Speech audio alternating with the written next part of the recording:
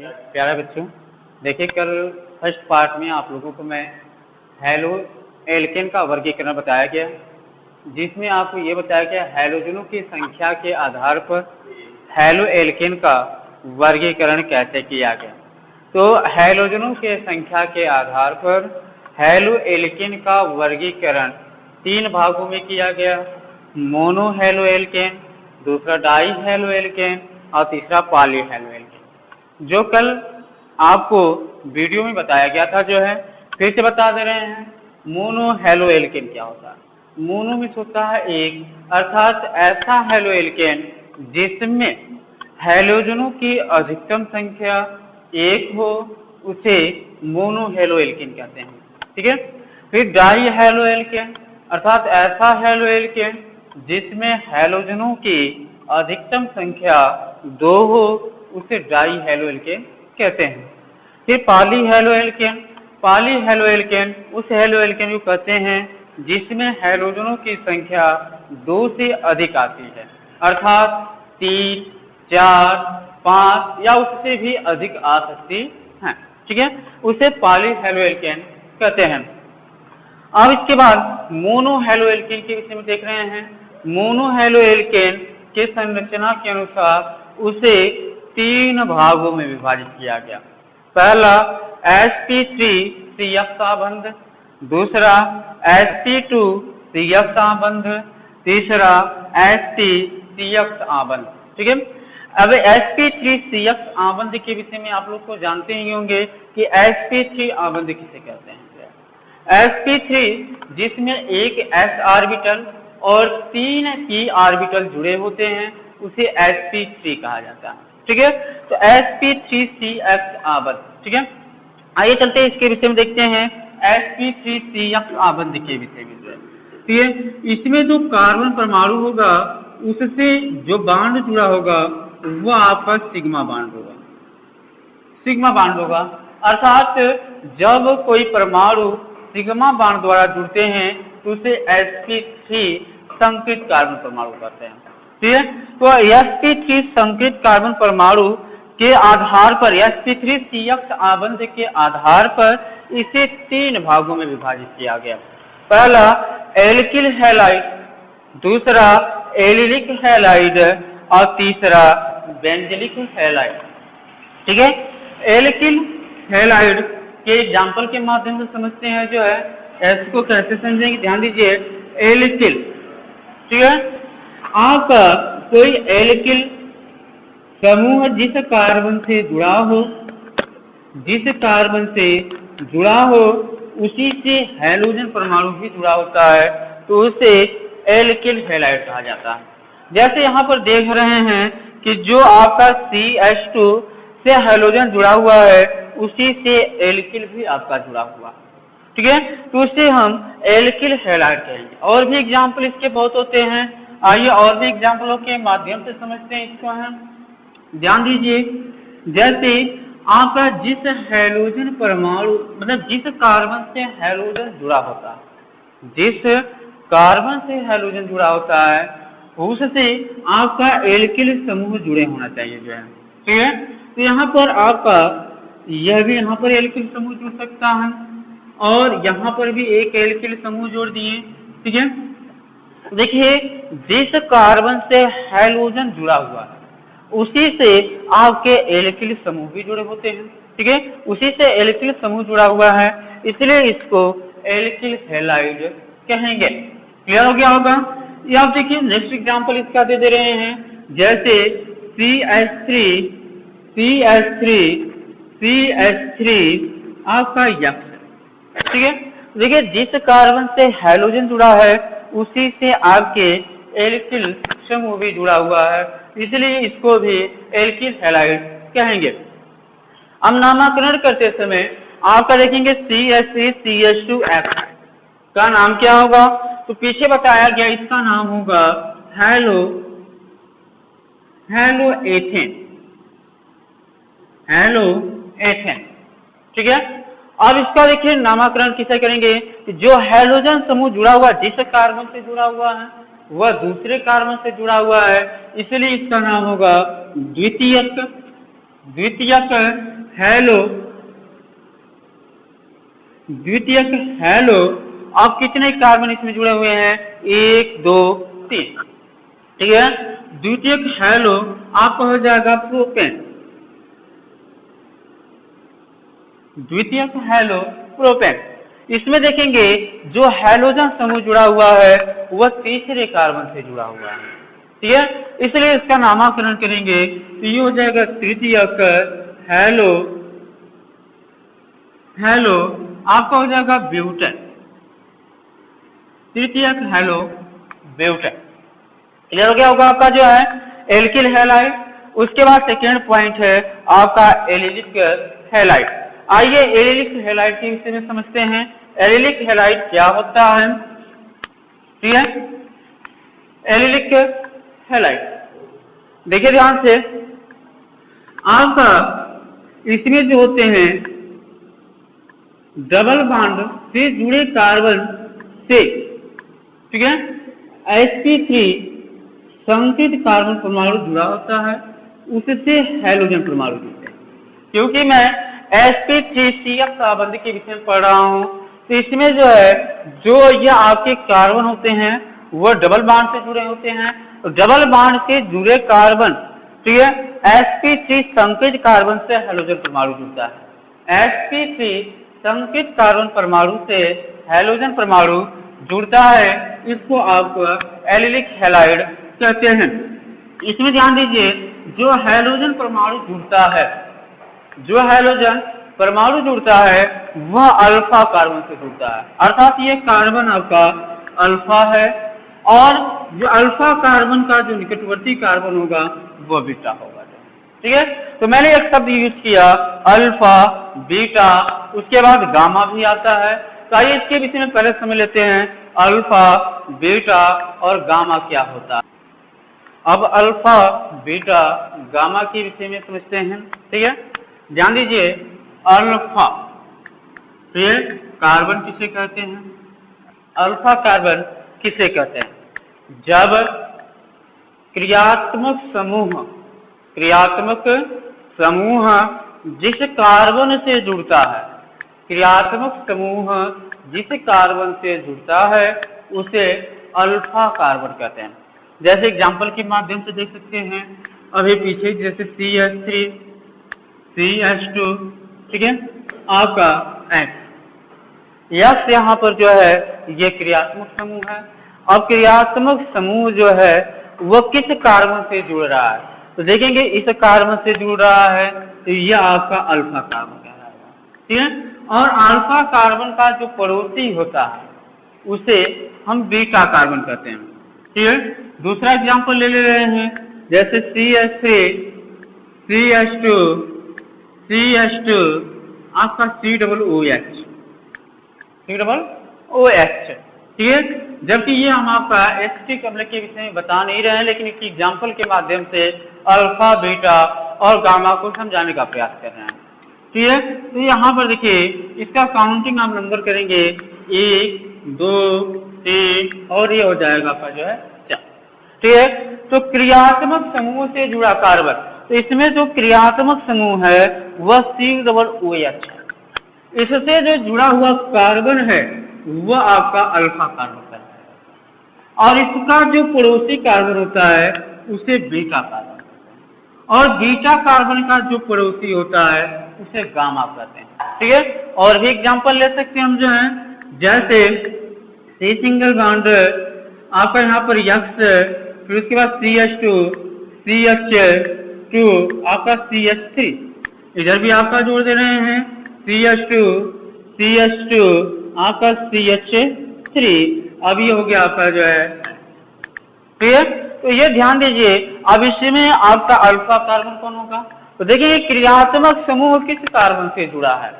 तो ये क्रियात्मक समूह जो है, जो आपका हैलोजन यहाँ पर क्रियात्मक समूह है वह इस कार्बन से जुड़ा हुआ है, यह आपका अल्फा कार्बन होगा, ठीक है। अल्फा कार्बन का जो पड़ोसी कार्बन होता है वह बीटा हो जाएगा, अब बीटा का पड़ोसी जो होगा वह गामा हो जाएगा। उसी तरह से इधर भी देखेंगे अल्फा का पड़ोसी ये भी है, इसलिए ये भी बीटा हो जाएगा, और बीटा का पड़ोसी ये है, इसलिए ये आपका गामा हो जाएगा। तो हमको समझ में आ गया होगा आप लोगों को कि अल्फा, बीटा और गामा किसे कहते हैं। क्लियर हो गया होगा। आइए इसके बाद एग्जाम्पल के माध्यम से हम समझते हैं एरिलिक हैलाइड को। आइए हम आपको एरिलिक हैलाइड के विषय में समझाते हैं। ठीक है, तो इसमें जो हैलोजन परमाणु जो होता है वह आपका कार्बन से जुड़ा होता है, जो sp3 कार्बन होता है। ठीक है, और यह आपका, या इस तरह से भी कह सकते हैं कि हैलोजन परमाणु अल्फा कार्बन से जुड़ा होता है, और जो बीटा कार्बन होता है वह डबल बॉन्ड से संयोग करता है। ठीक है, तो यह आपका क्लियर हुआ होगा कि डबल बॉन्ड से संयोग करता है। तो कौन सा कार्बन डबल बॉन्ड से संयोग करता है? बीटा। और अल्फा का आपका जो है अल्फा कार्बन जो होता है वह sp3 संकरित होता है, जिससे आपका हाइड्रोजन परमाणु जुड़ा होता है, जिसे एलिलिक हैलाइड कहते हैं। उसके बाद आपका चलते हैं बेंजलिक हैलाइड पर। ठीक है, आपका बेंजलिक sp3CF कार्बन का तीसरा आपका होता है बेंजलिक हैलाइड। तो बेंजलिक हैलाइड क्या होता है, ध्यान दीजिए। बेंजलिक की मतलब बेंजीन, बेंजीन से जब कोई हैलाइड, ठीक है, जैसे आपका बेंजीन संरचना है, ये आपका बेंजीन हो गया। बेंजीन से जो है आपका sp3 कार्बन परमाणु से जब हाइड्रोजन परमाणु जुड़ता है, sp3 संकरित कार्बन परमाणु से जब हाइड्रोजन परमाणु जुड़ता है तो उसे बेंजलिक हैलाइड कहा जाता है। ठीक है, फिर से परिभाषित कर दे रहे हैं। जब किसी बेंजीन में sp3 संकरित कार्बन परमाणु से जुड़ा हैलोजन बेंजलिक हैलाइड कहलाता है। फिर उसके बाद आपका मोनोहैलोएल्केन को sp2CX आबंध के अनुसार से वर्गीकरण करेंगे जो है। तो sp2CX आबंध के अनुसार इसे दो भागों में बांटा गया। पहला वाइनिलिक, ठीक है, वाइनिलिक हैलाइड, और दूसरा होता है एरिल हैलाइड। ठीक है, वाइनिलिक हैलाइड क्या होता है? ठीक है, ध्यान देंगे। इसमें आपका पहला आ रहा है कि sp2 का मतलब कि आपके जो कार्बन होंगे वो डबल बॉन्ड द्वारा संयुक्त किए होंगे, जो है अर्थात डबल बॉन्ड द्वारा जुड़े होंगे। ठीक है, तो sp2 संकरित कार्बन मतलब कि जो sp2 संकरित कार्बन होगा उससे हाइड्रोजन परमाणु जुड़ेगा, जो है उससे हाइड्रोजन परमाणु जुड़ेगा। जैसे आपका C डबल बॉन्ड C, तो इसमें देख रहे हैं कि जो ये कार्बन जुड़े हुए हैं वो आपस में डबल बॉन्ड द्वारा जुड़े हुए हैं। ठीक है, इस कार्बन को sp2 संकेत कहेंगे। अब इससे जब हाइड्रोजन परमाणु जुड़ेगा तो उसे आपका वाइनिलिक हैलाइड कहा जाता है। क्लियर हुआ होगा। फिर उसके बाद एरिल हैलाइड पर चलते हैं। जब किसी बेंजीन से सीधे हाइड्रोजन परमाणु जुड़ता है, ठीक है, जब किसी बेंजीन से सीधे हाइड्रोजन परमाणु जुड़ता है तो उसे बेंजिलिक हैलाइड कहते हैं या एरिल हैलाइड कहते हैं। क्लियर हो गया होगा जो है। अब आइए जो है आप sp3CX आबंध के विषय में पढ़ते हैं। sp3CX का मतलब कि ऐसा कार्बन जिसमें, ठीक है, ऐसा कार्बन परमाणु जिसमें दो कार्बन ट्रिपल बॉन्ड द्वारा जुड़ा हो, और उससे यदि कोई हाइड्रोजन परमाणु जुड़ता हो तो उसे sp3CX कहते हैं, sp3CX कहते हैं। फिर उसके बाद देखेंगे ध्यान से, आगे देखते हैं आपका नामकरण के विषय में कि हैलोएल्केन का नामकरण कैसे करेंगे जो है।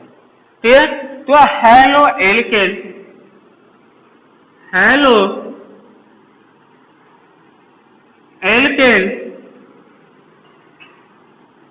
का नामकरण, ठीक है, तो हैलोएल्केन का नामकरण किस प्रकार से किया जाएगा। ठीक है, तो इसका नामकरण करते समय दो विधियां आती हैं। एक होता है साधारण और दूसरा होता है IUPAC नेम। ठीक है, तो पहले साधारण विधि से नामकरण करते हैं, साधारण विधि। ठीक है, तो देखिए हैलोएल्केन, ये आपका हेलो एल्केन जो होता है आपका IUPAC नाम होता है, जबकि इसका साधारण नाम होता है एल्किल हैलाइड। साधारण नाम एल्किल आपका हैलाइड होता है, ठीक है, एल्किल हैलाइड होता है।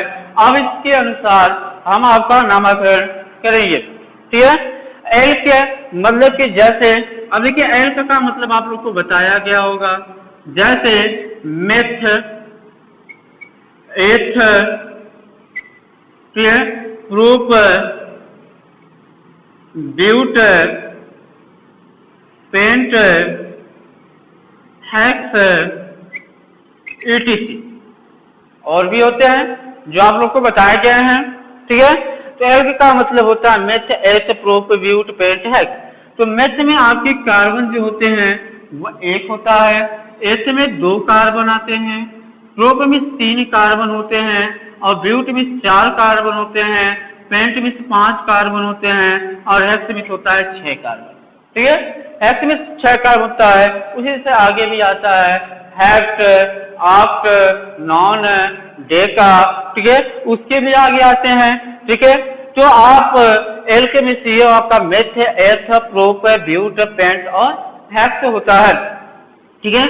फिर इसके बाद आगे चलते हैं, साधारण विधि से नामकरण करते हैं। जैसे मैं एग्जांपल ले लिया जो है CH3CF, CH3CF। अब इसका सिंपल नाम क्या होगा जो है, तो आपका नाम हो जाएगा मेथिल, क्योंकि इसमें 1 कार्बन है इसलिए इसका नाम हो जाएगा मेथिल क्लोराइड, मेथिल क्लोराइड। दूसरा आपका एग्जांपल ले लिया जा रहा है, जैसे CH3, CH2, CH2 आपका Br, ठीक है। तो ये देखिए जो ये संरचना बनी है वह एक सीधी रेखा में, जब सीधी रेखा में एक संरचना होती है तो उसका नामकरण करते समय आगे हम n लिखते हैं। n का मतलब होता है नॉर्मल, ठीक है, नॉर्मल। फिर उसके बाद देखेंगे इसमें कितने कार्बन है, देख लीजिए 1 2 3, 3 का मतलब हो गया प्रूफ, प्रूफ में इल को जोड़ देंगे तो ये हो जाएगा आपका जो है प्रोपिल, प्रोपिल। और यहाँ पर Br हैलाइड के रूप में Br जुड़ा हुआ है, इसका नामकरण करेंगे तो आपको हो जाएगा ब्रोमाइड, ब्रोमाइड। तो ये हो जाएगा नॉर्मल, प्रोपिल, ब्रोमाइड। और भी एग्जांपल ले सकते हैं, ठीक है। अगला देखिए ध्यान से, जैसे CH3, ठीक है, C, फिर इसके बाद CH3, फिर उसके बाद CH2, फिर उसके बाद आपका जो है आपका ले रहे हैं CL, ये ले लिया गया जो है। अब देखिए इसका नामकरण कैसे करेंगे, ठीक है। तो इसमें जो Cl आपका नामकरण करते समय अब इसमें ध्यान देंगे, या यहाँ से ही आपका Cl परमाणु को जोड़ लीजिए। अब इससे मैंने Cl जोड़ दिया जाए, ठीक है। इसमें जो Cl परमाणु जुड़ा हुआ है, Cl परमाणु जुड़ा हुआ है वह किससे जुड़ा हुआ है, दूसरे से जुड़ा हुआ है। इसलिए जब इसका नामकरण करेंगे तो हम लिखेंगे द्वितीयक, द्वितीयक जब लिख देंगे इसमें जितने कार्बन होंगे सभी कार्बनों की काउंटिंग की जाएगी। तो 1 2 3, 3 के लिए मैंने क्या बताया, प्रोपिल, ठीक है। तो द्वितीयक आपका हो जाएगा प्रोपिल, और हैलाइड के रूप में क्या जुड़ा हुआ है, क्लोरीन जुड़ा हुआ है, तो द्वितीयक प्रोपिल आपका हो जाएगा क्लोराइड, द्वितीयक प्रोपिल क्लोराइड। या इसको दूसरे तरीके से भी नाम कर सकते हैं। देखिए जिस कार्बन से हाइड्रोजन परमाणु जुड़ा हुआ है उसी कार्बन से 2 एल्किल समूह भी जुड़े हुए हैं, इसलिए इसका नामकरण हो जाएगा आइसो, आइसो ये हो जाएगा आपका जो है प्रोपिल क्लोराइड, आइसोप्रोपिल क्लोराइड, जो पिछली कक्षा में आइसो के विषय में बताया गया था आप लोगों को जो है। ये नेक्स्ट एग्जांपल ले रहे हैं, जैसे CH3, CH3, CH3, फिर इसके बाद आपका जो है Br ले लिया गया, ठीक है। तो इसमें देख रहे हैं कि जो आपका क्रियात्मक समूह जुड़ा हुआ है वह तीसरे कार्बन से जुड़ा हुआ है, इसलिए इसका जब नामकरण करेंगे तो ये हो जाएगा तृतीयक। जब तृतीयक ले लेंगे तो पूरे कार्बन को गिनेंगे जो है, तो कार्बन की संख्या कितनी हो गई, 1 2 और 3, आपका एक यहाँ से हो गया 4, अर्थात 4 के लिए क्या लिखते हैं हम जो है, ब्यूटिल लिखते हैं, ठीक है। तो तृतीयक क्या हो जाएगा, ब्यूटिल, ठीक है, तृतीयक ब्यूटिल, और हेलाइड समूह के स्थान पर ब्रोमीन जुड़ा हुआ है तो ये आपका हो जाएगा ब्रोमाइड, तृतीयक ब्यूटिल ब्रोमाइड, ठीक है। फिर इसके विषय में हम कल आपका IUPAC नामकरण के विषय में अध्ययन करेंगे। धन्यवाद।